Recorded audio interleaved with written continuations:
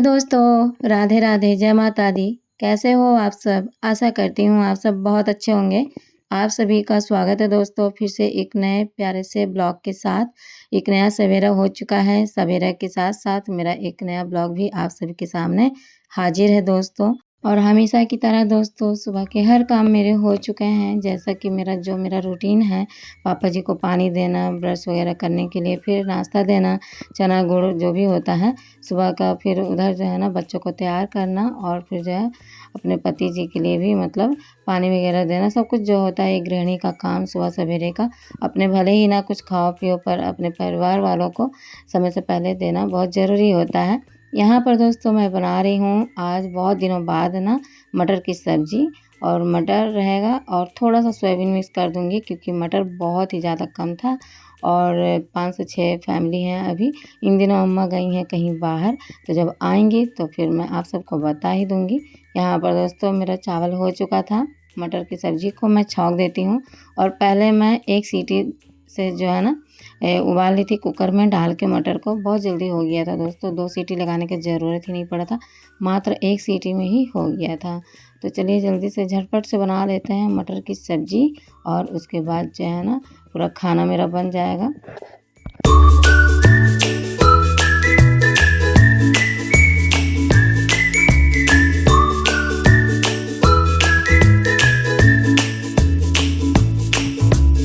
दोस्तों बहुत दिनों से मेरे मन में एक बात थी जो कि मैं आज आप सभी से कहना चाहती हूँ। मेरे मन में यह बात है ना कि माँ में ही पूरा दुनिया समाया हुआ है। फिर जो होता है ना कि माँ-बाप बहुत ही ज़्यादा परिश्रम करते हैं, बहुत ही ज़्यादा परेशानियाँ उठाती हैं, अपने बच्चों को जो है ना अच्छे से पढ़ाई-लिखाई, अच्छी शिक्षा, अच्छे संस्कार ताकि दे सकें। क्या कुछ नहीं वे लोग झेलते हैं। जब बच्चा छोटा रहता है ना, जैसे ही जन्म लेता है, तो फिर 1 आध साल जब हो जाता है तो उँगली पकड़ के उन्हें चलना सिखाते हैं, उन्हें अच्छा-बुरा का ज्ञान बताते हैं और उन्हें जो है ना किसी भी परेशानियों का मुकाबला ना करना पड़े, इसके लिए वे सबसे पहले आगे खड़े रहते हैं और इतना छोटा से लेके इतना बड़ा कर देते हैं लोग 17-18 साल, और फिर जो है ना 20-22 या फिर 23-24 में उनकी शादी होती है। और क्या दोस्तों शादी के बाद ऐसा ही होता है कि हर लड़के जो है ना अपनी माँ से दूर हो जाते हैं। क्यों वे अपनी माँ को बुरा-भला कहते हैं? मैं तो समझ नहीं पाती हूँ दोस्तों। क्या एक शादी करने से, क्या एक जो है ना वाइफ़ आ जाने से क्या वे अपनी माँ का त्याग, बलिदान सब कुछ भूल जाते हैं? आप लोग ज़रूर बताना दोस्तों, क्योंकि मैं ना इन दिनों बहुत परेशान हूँ। ऐसी बहुत-बहुत सी ऐसी घटनाएँ हो रही हैं, मेरे घर में नहीं दोस्तों पर कहीं हो रहा है। तो मैं आप सभी से पूछना चाहती हूँ कि क्या वह माँ कहने लायक नहीं है अब? वही बच्चा जो कि बड़ा हो गया है, जब शादी हो गया तो कहता है कि तुम मेरी माँ हो, तुम माँ कहने लायक नहीं हो। बताओ दोस्तों कि उस माँ पर क्या बीतती होगी। ना जाने भारत में ही, मैं तो यही कहूँगी कि सिर्फ़ भारत में ही, ना जाने इतनी कितनी माँ हैं कि जो कि अपने बच्चे के मुँह से माँ शब्द सुनने के लिए छटपटा जाती हैं, परेशान रहती हैं। तभी तो उन्हें वृद्धाश्रम का सहारा लेना पड़ता है।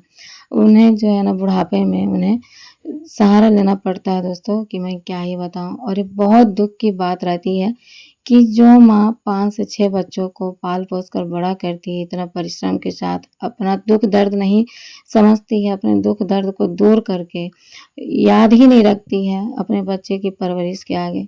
आज उसी माँ-बाप की सेवा एक बच्चा नहीं कर पाता है, एक बेटा नहीं कर पाता है। आखिर क्या बिगाड़ा है इस माँ-बाप ने? उससे अच्छा मैं तो कहूँगी दोस्तों कि जो लोग परेशान रहते हैं ना कि काश मुझे बेटा हो जाए, मुझे बेटा हो जाए। मैं यही चाहती हूँ कि बेटा की जगह पे आप लोग बेटी की कामना कीजिए, काश मुझे एक बेटी हो जाए। ताकि ज़रूरी नहीं कि बेटी बेटा के बराबर नहीं है, आजकल के समय में आप लोग जान ही रहे हैं। लेकिन फिर भी ना जाने क्यों लोग जब बेटी होती है ना, तो बेटी को धिक्कारते हैं। बहुत जगह पर मैंने देखा है, सुना है और मैं बहुत बार देखी हूँ, न्यूज़ में भी आप सब देखते होंगे कि ना जाने क्यों बेटी लोग ना ऐसे जाँच करवाते हैं कि मेरे गर्भ में क्या है, बेटा है या बेटी।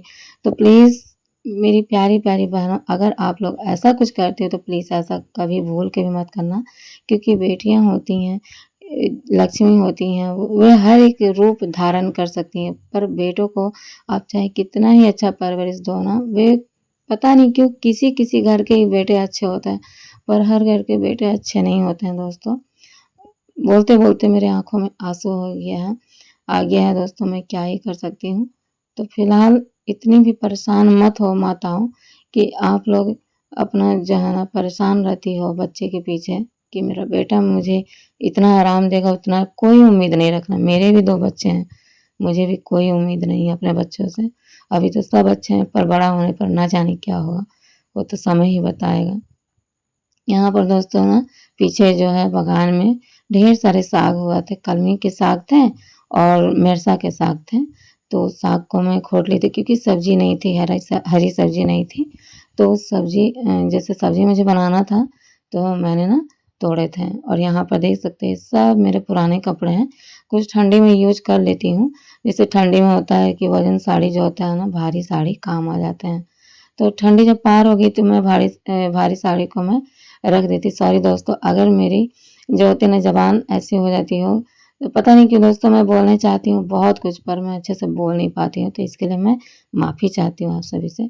यहाँ पर दोस्तों ये जो साड़ी है ना इसका मैंने खोल बनाया है और अम्मा को काम था, जब वो आएँगी तो उन्हें मैं दे दूँगी। और बहुत सारे पुराने-पुराने से कपड़े हैं, आप लोग इन कपड़ों का क्या करते हो दोस्तों? इन पुराने-पुरानी सी साड़ी का कमेंट बॉक्स में ज़रूर बताना। ऐसे तो दोस्तों मैं ना बहुत सारी कथरी भी बनाई हूँ, पर मैं मतलब क्या मैं हार गई हूँ और जैसे होता है ना कि एक ही साड़ी को दौड़-दौड़ पहनो, तो भी मन ना ऊब जाता है कि क्या करें और साड़ी जल्दी जो है ना खराब नहीं होती है और आप लोग देखते होंगे कि मैं एक ही साड़ी कितना बार मैं पहनती हूँ और ज़्यादातर सिंपल साड़ी ही पहनती हूँ, पर मैं तंग आ जाती हूँ और फिर ऐसे ही ना रख देती हूँ। फिर सोचती हूँ कि इसका एक कथरी बनाऊँ, फिर सोचती हूँ कि कितना कथरी बनाएँगे यार, आजकल सब कोई गद्दा वगैरह में सोते हैं, कोई कथरी पे सोना कहाँ पसंद करता है उतना। हाँ, गर्मी के दिनों में छत पर कथरी जो है ना सब कोई बिछाते हैं। शादी थी तो शादी में बहुत सारे जो थे ना बिस्तरा का काम था, तो बहुत अच्छे से सभी ने सोया क्योंकि ढेर सारी कथरियाँ थीं। कुछ अम्मा के पास थी, कुछ मेरे पास थी। तो इतना कपड़ा मेरे पास दोस्तों फ़िलहाल फिर से निकल गया है।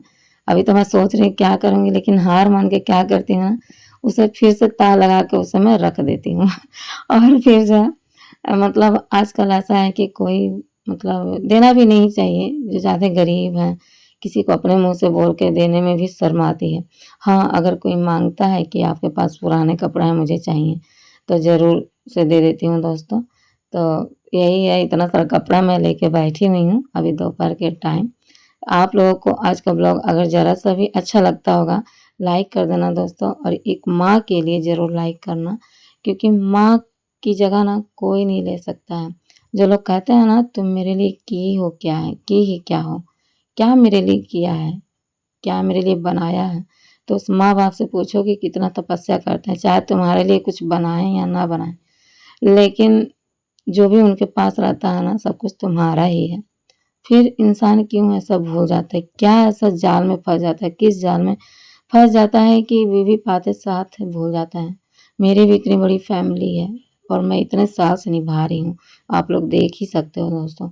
लेकिन कभी ना ही इनके मन में, ना ही मेरे मन में कभी नहीं ये सब ख़्याल आया और मैं चाहती हूँ कि इसी तरीके से मेरे बच्चे भी रहें जैसे ये हैं, इसके पापा।